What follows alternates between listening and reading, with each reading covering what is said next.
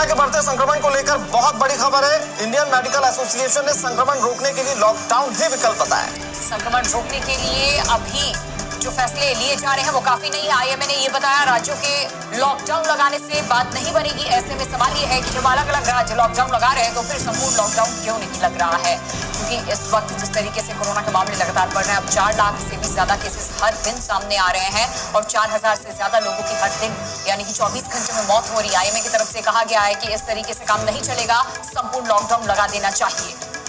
ऐसे में कितनी जल्दी ये फैसला लिया जाता है, आप अगर गौर करें तो हर राज्य ने अपने अपने नियम जो है वो तय किए हुए हैं।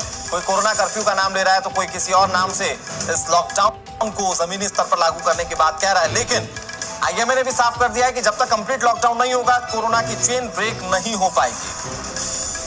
मनोहर हमारे साथ लगातार बने हुए, सीधे उनका रुख करते हैं। मनोहर, देखिए आईएमए की तरफ से जिस तरीके के संकेत दिए हैं इससे ये स्पष्ट होता दिख रहा है सरकारें राज्य की फैसला ले रही हैं, लेकिन अब केंद्र को फैसला लेना पड़ेगा। मामले 4 लाख से ज्यादा बढ़ रहे हैं हर दिन और मौत 4000 से ज्यादा हर दिन।